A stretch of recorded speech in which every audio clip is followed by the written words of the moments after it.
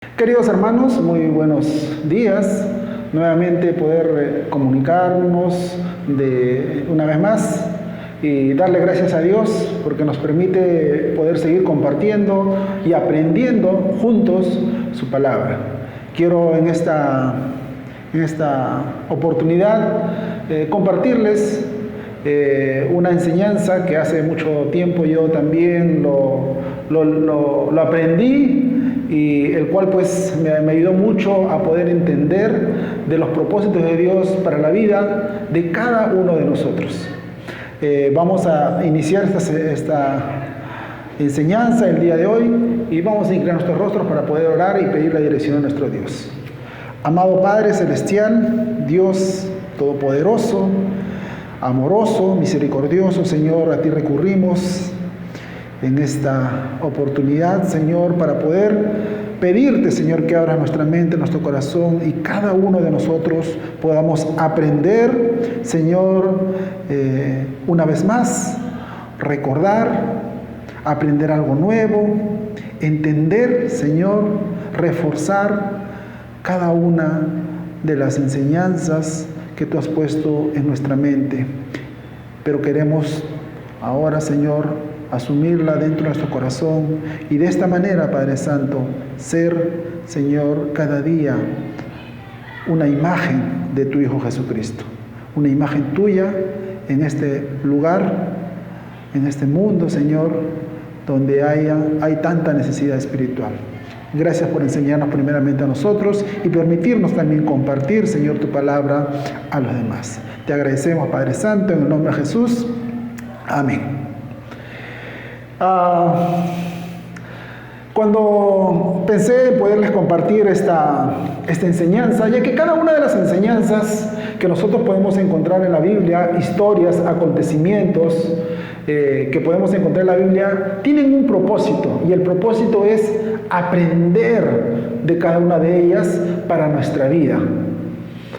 Y esto me hacía recordar cuando hace un tiempo, tenía un amigo del barrio, mi vecino, y un día jugando se nos ocurrió la brillante idea de poder hacer una travesura, ¿no? Y en ese tiempo Rosaluz estaba todavía a punto o estaba la gente construyendo, y había un inicial en el parque y esta era de adobe, y un día estábamos pasando, buscando, en ese tiempo todavía había pacayes, higos por ahí, y estábamos por ahí buscando frutas, ¿no? Y vimos un adobe ahí en la pared del inicial que se caía. Entonces se nos ocurrió sacar ese adobe, se hizo un hueco, y sacar otro adobe, e hicimos un hueco grande, ¿no? Cuando una vecina vio de allá, pensó que estábamos robando, así que lo que hicimos inmediatamente fue ir a escondernos.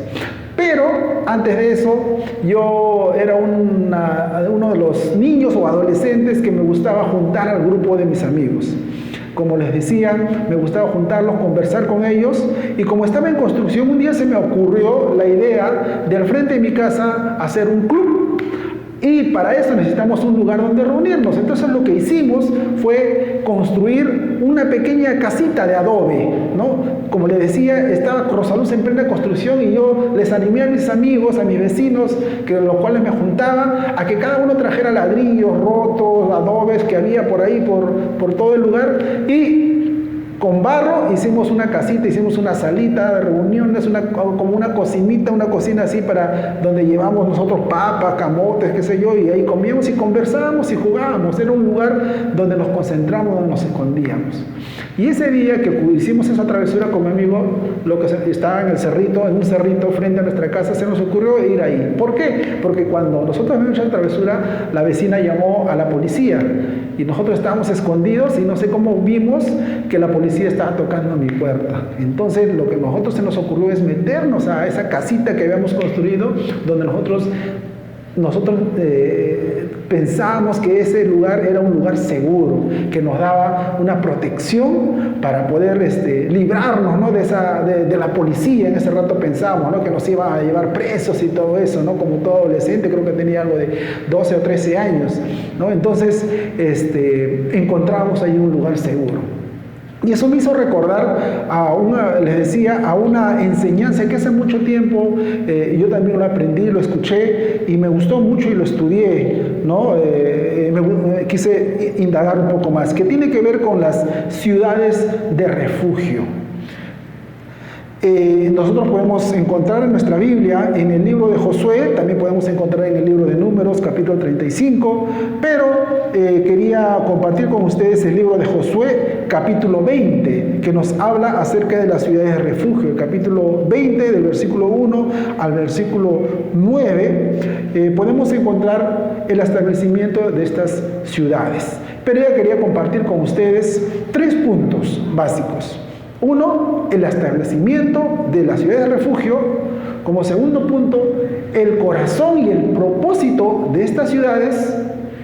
Y como tercer punto, a estas ciudades como la imagen de Jesús. Entonces, vamos a ir al primer punto, que tiene que ver con el propósito de estas ciudades o el establecimiento de estas ciudades. Dice el versículo número 1 y versículo número 2 de Josué capítulo 20, dice: habló Jehová a Josué diciendo: habla a los hijos de Israel y diles: señalaos las ciudades de refugio de las cuales yo os hablé por medio de Moisés.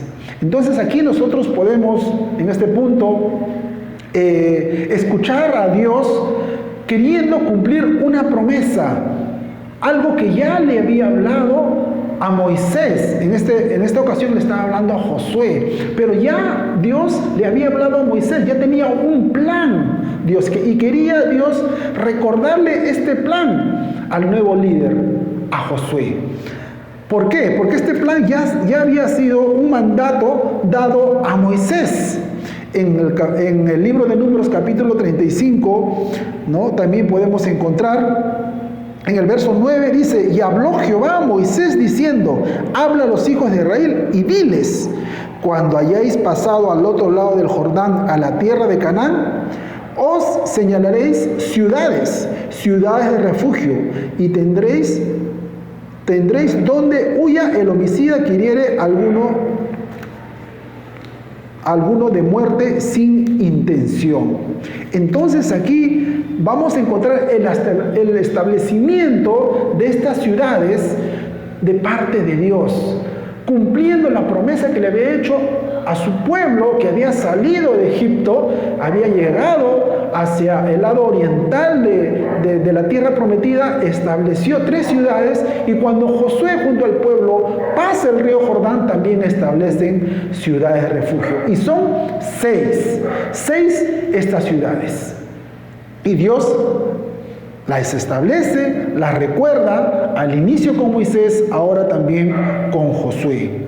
Ahora, estas ciudades eran una promesa que tenía que ver con un plan de justicia de parte de Dios. Leíamos en el Números 35:10 que tenía un propósito.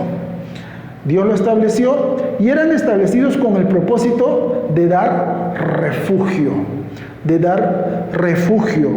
dar protección. Por eso el nombre también, ¿no? Ciudades de refugio. Dice el versículo 3: para que se acoja allí el homicida que matare a alguno por accidente y no a sabiendas, y os servirán de refugio contra el vengador de la sangre.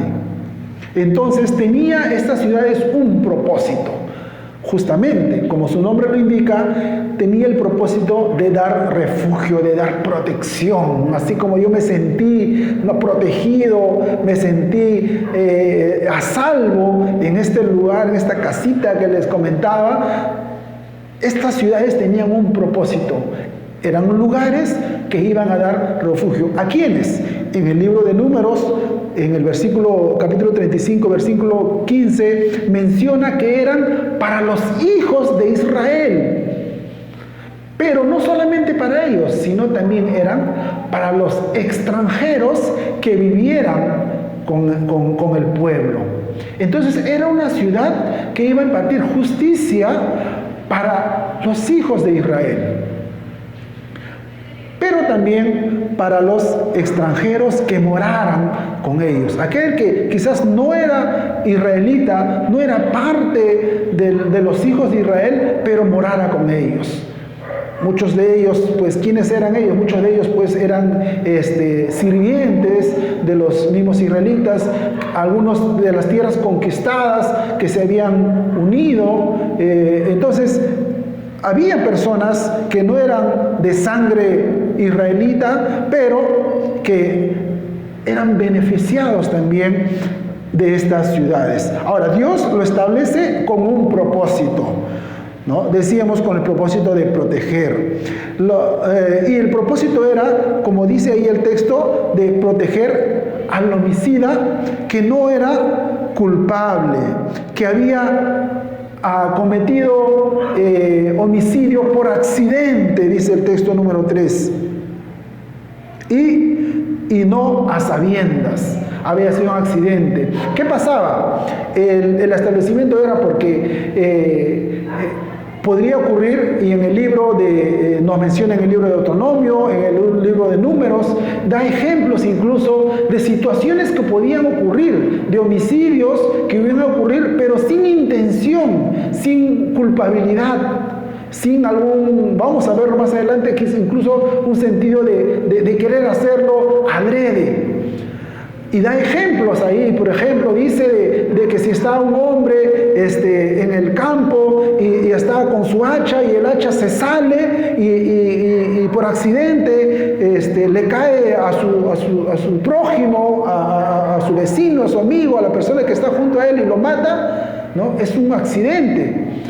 Pero también podemos encontrar que Dios había establecido en el libro de Génesis, capítulo 9, versículo 6, que Dios dice así: el que derramare sangre de hombre, por el hombre su sangre será derramada, porque a la imagen de Dios es hecho el hombre. Entonces había una sentencia para aquel que derramara sangre, así como fue con Caín. De la misma manera estaba establecido que el culpable de homicidio también moría por haber cometido ese homicidio. Pero ante una situación de inocencia, de no haberlo hecho adrede, había que impartir justicia, y Dios pensó en un plan, y ese plan eran estas ciudades de refugio, pero eran para una persona que no lo había hecho con intención. ¿Por qué? Porque el culpable sí tenía que ser sentenciado, estaba establecido así. Conocemos en la Biblia, por ejemplo, incluso en el Nuevo Testamento, en Mateo habla de la ley establecida por Moisés, el ojo por ojo, diente por diente. No era una ley establecida por Dios, era una costumbre que ellos tenían de sus antepasados, pero se había hecho parte de la cultura de Israel. Entonces tenía que el que había derramado sangre ser castigado. Ahora, tampoco podría ser acusado sin que haya dos o más testigos. Eso lo establece el libro de Deuteronomio, capítulo 17, versículo 6. Tenían que haber testigos, ¿no?, que hayan observado y acusar, pues, al culpable. Los hijos tampoco no podían ser castigados, los hijos no podían ser culpables de lo que habían hecho quizás también los padres. Lo encontramos también en Deuteronomio 24, 16. Y aquí dice que el inocente sí podía tener esa opción de ir y refugiarse en esta ciudad y librarse del vengador de la sangre. ¿Quién era el vengador de la sangre? Era, la palabra vengador de la sangre tiene que ver con el Redentor. Era la persona más cercana al que había sido asesinado, digamos, el que había muerto, la persona, el pariente más cercano, era considerado el vengador de la sangre. Y esa persona tenía que defender la sangre de su familia e ir en busca del homicida. Entonces, este homicida no culpable, que no lo había hecho con intención, tenía que escapar. Y tenía que escapar a esas ciudades, a esta ciudad de refugio.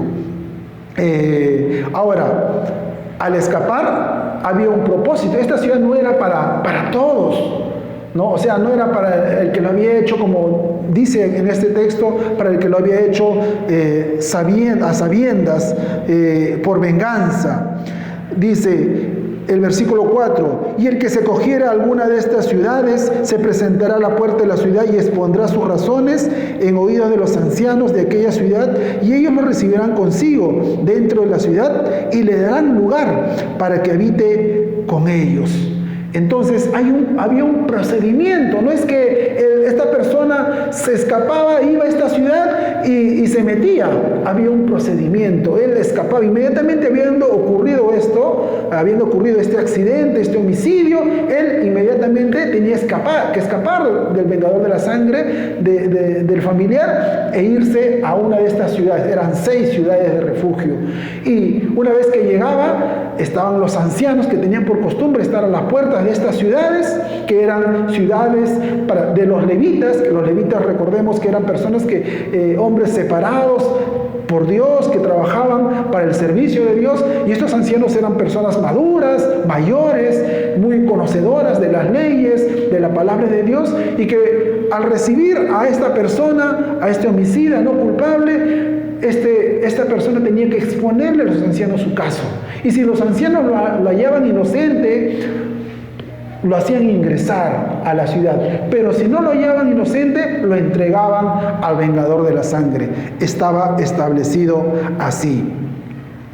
Entonces dice el versículo 5, y si el vengador de la sangre le siguiere, no entregarán en su mano al homicida, por cuanto hirió a su prójimo por accidente, y no tuvo con él ninguna enemistad antes. Entonces ahí vemos el corazón, la intención de estas ciudades, ¿no? Los ancianos lo escuchaban, los hacían ingresar y no lo entregaban al vengador de la sangre. Y tenía que haber sido establecida una muerte por accidente, como les decía en el libro de Números, capítulo 35, del 22 al versículo 23, podemos ver ejemplos de accidentes que podrían ocurrir. Entonces, lo que tenían que hacer los ancianos era escucharlo y analizar el caso, ¿no? Ver los detalles, ¿no? Indagar los antecedentes.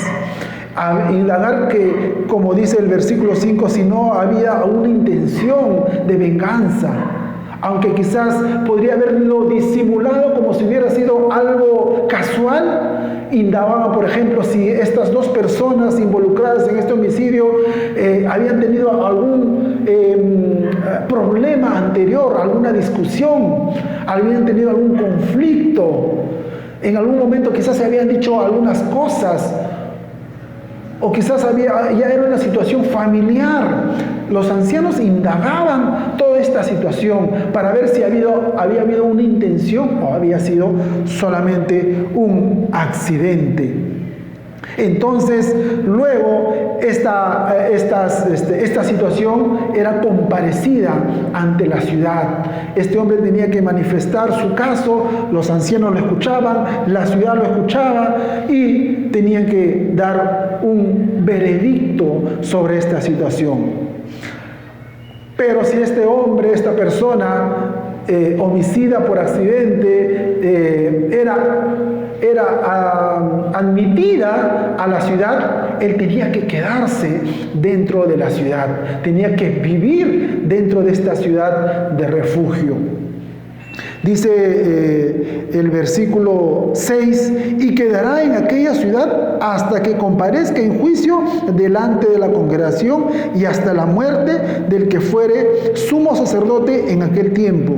Entonces el homicida podrá volver a la ciudad y a su casa y a la ciudad de donde huyó. Entonces, vemos aquí también que uno de los procedimientos era que una vez que este hombre era admitido, él tenía que quedarse en esta ciudad. Porque si este hombre salía de la ciudad, salía de la protección de esta ciudad, lo que ocurriría es que el vengador lo podía matar. podría vengarse de lo que había hecho. Como dice, derramó sangre, tu sangre también será derramada. Entonces este hombre tenía que vivir dentro de esa ciudad. No se sabe si tenía que vivir junto con, llamaba a su familia, si él podía de repente vivir junto con ellos, pero lo que sí es que él vivía dentro de esta ciudad y donde él tenía que trabajar, donde él tenía que realizar las actividades como cualquier persona, no era de repente como conocemos ahora nosotros o podemos compararlo con una cárcel. No era una cárcel, él tenía la libertad si él deseaba salir, pero a riesgo de su propia vida, ¿no? Adentro él desarrollaba las actividades que podrían desarrollar cualquier persona, pero tenía que quedarse dentro de los muros de esta ciudad. El vengador de la sangre no podía entrar, no podía hacerlo, porque si lo hacía, lógicamente los levitas para empezar no le dejaban entrar, y si lo hacía, pues este hombre sí era culpable de asesinato y por lo tanto tenía que ser también enjuiciado, ¿no? Entonces, pero no solamente él trabajaba, sino que el propósito de esta ciudad, el corazón, como les decía, de esta ciudad de refugio, era que este hombre tenía que ser educado o reeducado. Aún dentro, digamos, de su inocencia, había cometido un asesinato e incluso era evaluado si incluso lo había hecho por negligencia. Incluso la negligencia era castigada como si fuera un asesinato a premeditación, porque lo había asesinado de repente por negligencia. Por ejemplo, si él sabía que esa hacha, como ejemplo que lo pusimos, él sabía que esa hacha no estaba segura, y él varias veces se le había salido, y él, aún así, él continuaba sabiendo que había personas a su alrededor, y en su negligencia él comete esa situación, era culpable. Pero si era inocente, él, dentro de esta ciudad, él era en misericordia, también él aprendía a ser misericordioso para con los demás también. Quizás en algún momento a un familiar de él le pudiera haber ocurrido. Él de repente en ese momento era curado de sus miedos, de sus temores, incluso de la venganza futura o anterior de algunas heridas. Entonces, recuerden que esta ciudad eran de los levitas, le pertenecía a los levitas lo administraban, digamos. Entonces, este hombre era educado espiritualmente en este lugar. Y estas ciudades, como les comentaba, eran 6 ciudades. 3 al oriente, antes de cruzar el río Jordán, y 3 al occidente. Había una situación en estas ciudades, ¿no? Estaban bien divididas, ¿no? Al inicio, recuerden que esto estaba establecido desde antes, desde Moisés. Incluso cuando Moisés, recuerden, solamente había el tabernáculo que era armado de acuerdo a cuando el pueblo avanzaba. El tabernáculo, incluso cuando ocurrían estas situaciones y una persona era inocente, tenía que ir al tabernáculo, y recuerden que el tabernáculo se establecía en medio de toda la congregación y estaba en medio de todos. Entonces, alguna persona que le ocurría esta situación, él podía ir al tabernáculo y tomarse del lugar santo, de uno de los candelabros que había ahí, y de ahí se le hacía un juicio de culpabilidad o inocencia. Pero al tomar ya la tierra prometida, se fueron formando ciudades. Entonces, estas 6 ciudades de refugio se establecieron a distancias equitativas. Una ciudad, entre ciudades no había más de 80 kilómetros, todas. Entonces, una persona podía recurrir a cualquiera de esas ciudades, y lo más lejano que podía estar es a 40 kilómetros más o menos. Entonces, él podía recurrir, que más o menos era una distancia que lo podía hacer entre mediodía o a un día lo máximo, corriendo, ¿no? O escapándose. Tenía que ir a esa ciudad. Entonces, era un lugar accesible, era un lugar, se nos comenta que, se nos dice que era un lugar donde los caminos eran caminos accesibles, los caminos tenían que estar bien accesibles, ¿no? Eran caminos que estaban siempre arreglados para facilitar este escape al refugio, este acceso al refugio. Incluso algunos estudiosos dicen que incluso tenían incluso ahí unos letreros que indicaban cuál era el camino. Entonces eran ciudades establecidas con el propósito de dar justamente este refugio. Eran incluso tres de estas ciudades se menciona que eran ciudades en el versículo 7, dice: entonces señalaron a sedes en Galilea, en el monte de Neftalí, Siquén, en el monte de Efraín y Kiriat Arba, que es en Hebrón, en el monte de Judá, y al otro lado del Jordán. También nos menciona en el versículo 8, eran ciudades que estaban visibles, incluso tres de ellas se menciona que estaban en montes, ¿no? Y otras tres eran ciudades visibles que a lo lejos se podía observar, tenían también esa característica, ¿no? Entonces, incluso cada uno de esos tiene un significado. El versículo 9 dice: estas fueron ciudades señaladas para todos los hijos de Israel y para el extranjero que morara entre ellos, para que se acogiere a ellas cualquiera que hiciere alguno por accidente, a fin de que no muriere por mano del vengador hasta que compareciere delante de la congregación. El corazón de estas ciudades era dar protección al inocente, pero a la vez educarlo, darle misericordia, curar su corazón, porque quizás también había culpabilidad, ¿no? Y algún sentimiento por haber cometido esta situación. Y como tercer punto, hermanos, estas ciudades de refugio, ¿de qué enseñanza podemos tomarlo para nuestras vidas? Estas ciudades de refugio son una imagen de Jesús. Es una imagen de Jesús. ¿Por qué imagen de Jesús? Por ejemplo, podemos decir que estas ciudades de refugio les mencionaba que eran ciudades accesibles, ciudades a las cuales se podía llegar con facilidad. ¿Y acaso no es accesible nuestro Señor Jesucristo?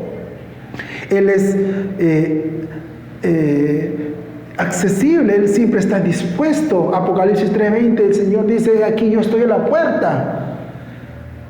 Simplemente es tocar, simplemente es buscarlo, es llamarlo, invitarlo a nuestro corazón, y Él siempre va a estar dispuesto a que nosotros nos acerquemos a Él, a que nosotros podamos recurrir a Él, así como fueron estas ciudades. Entonces es una imagen de nuestro Señor Jesús. Jesús está disponible para todos. Estas ciudades estaban disponibles solo para los inocentes, pero nuestro Señor Jesús está disponible para los inocentes o los que creen ser inocentes. Porque entendemos, y muchos dicen: yo no soy malo. Siempre lo hemos escuchado: yo soy una persona buena. Para nosotros somos inocentes. Quizás para los demás también. Pero para nuestro Dios somos culpables de pecado. Pero Dios está disponible para que nosotros, inocentes y culpables, por la palabra de Dios, sabemos que somos culpables de pecado, pero Dios aún así nos abre las puertas y nos dice: entra bajo mi protección. Esta ciudad a la persona le ofrecía vida, les ofrecía vida, les ofrecía un futuro, una nueva oportunidad a pesar del error, a pesar de la situación. Dios también nos ofrece vida. Nuestro Señor Jesús nos ofrece vida eterna. No solamente una nueva oportunidad, nos ofrece una oportunidad eterna. Yo soy la vida, dice nuestro Señor Jesús. Otra imagen de esta enseñanza es que en este caso habían 6 alternativas. Jesucristo es la única alternativa para el necesitado. Sin Cristo está condenado. Sin esta ciudad, este hombre, ¿a dónde recurriría? pero Dios le dio la posibilidad de un lugar de refugio. Jesucristo es el camino. Juan 14:6 dice: yo soy el camino. Él es el camino al único que podemos recurrir para encontrar salvación, para no terminar en condenación. Otra imagen es que Jesús nos ofrece protección, o esta imagen ofrecía protección dentro de sus límites, ¿no? Salir de ellos significaba la muerte, mientras que nosotros estamos dentro de la protección de Jesús, mientras que nosotros nos mantenemos dentro de la familia, dentro del regazo de nuestro Señor Jesús, vamos a estar protegidos. Cuando nosotros recurrimos a la protección de Jesús, ¿quién va a poder contra nosotros? El Señor Jesús dijo: yo conozco mis ovejas, ellos oyen mi voz, ¿y quién las va a arrebatar de mi mano? Mientras que estamos bajo la protección de Jesús, nadie, ni el enemigo nos podrá arrebatar hacia la muerte. Nuestro Señor nos da esa protección dentro de su pueblo. Y también nos da la libertad completa. Mencionábamos que esta persona, tenía una oportunidad de libertad, y esa oportunidad era cuando moría el sumo sacerdote. El sumo sacerdote era la persona más importante del pueblo. Por lo tanto, cuando quizás moría, y ese hombre todavía está en la ciudad de refugio, y moría el sumo sacerdote, como acontecimiento y como misericordia, este hombre podía ser libre, y el vengador de la sangre ya no le podía hacer nada, podía regresar con su familia y podía continuar con su vida. Pero nuestro Señor nos ofrece la libertad completa. Ya no estaríamos acechados, así como dice 1 Pedro 5:8, el diablo, así como el vengador de la sangre, está siempre acechando, pero mientras que Dios nos da la libertad como sumo sacerdote. En Hebreos 4:14 nos enseña la palabra de Dios que nuestro Señor Jesucristo es nuestro sumo sacerdote. Ahora, Él no murió, Él murió, pero resucitó. Eso es lo más maravilloso. Él venció a la muerte. Y esa vida eterna es la que nos ofrece también a cada uno de nosotros. Entonces, esa imagen de esta ciudad, de esta enseñanza, es la misma imagen de nuestro Señor Jesús. Y para terminar, yo quería hacerte una pregunta. Querido hermano, querido amigo también, que nos permites compartirte este tiempo. ¿A dónde corres tú a buscar refugio cuando estás en una situación de pecado? Cuando nosotros cometemos pecado delante de Dios, ¿dónde buscamos nuestro refugio? ¿En nosotros mismos? ¿En nuestra familia? ¿En un líder espiritual? ¿Algún líder político? ¿Qué sé yo? ¿O recurrimos a nuestro Dios?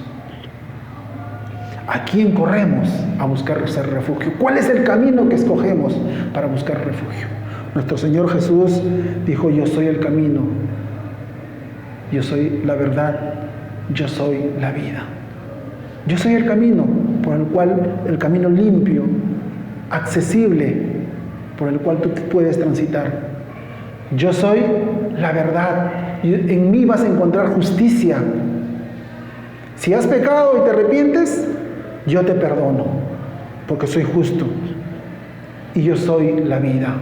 Cuando estás bajo mi protección, cuando recurres a mí, cuando estás dentro de mi protección, dentro de mis murallas espirituales, yo te doy vida eterna.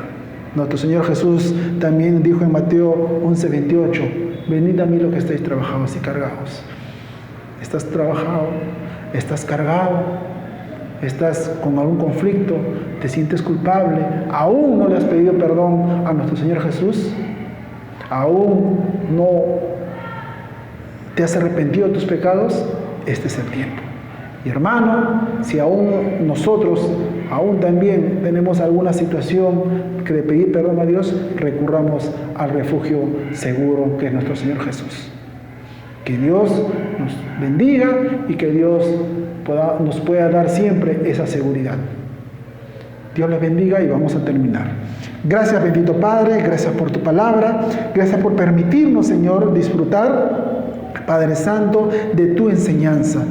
Y cada día fortalecer, Señor, nuestra vida con lo que tú, Padre Santo, nos permites aprender, con, Señor, tus promesas, Padre Santo, con el futuro que nos ofreces, porque tú eres nuestro camino, nuestro Dios justo, tú nos das la vida, bendito Padre.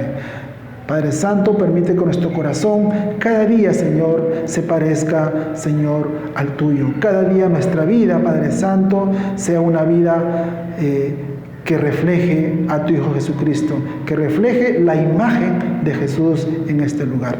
Gracias por nuestra iglesia, gracias, Señor, por nuestra familia, y sigue, Padre Santo, protegiendo nuestras vidas en cuanto a nuestra salud, en cuanto a nuestro trabajo, en cuanto, Señor, a nuestra protección en forma general. Gracias, Padre Santo. Oramos y nos despedimos, Señor, en este tiempo de servicio, Señor, en este tiempo que, Señor, nos permites compartir, en este tiempo, Señor, que nos permites aprender. Gracias, Señor, en el nombre de Jesús. Amén.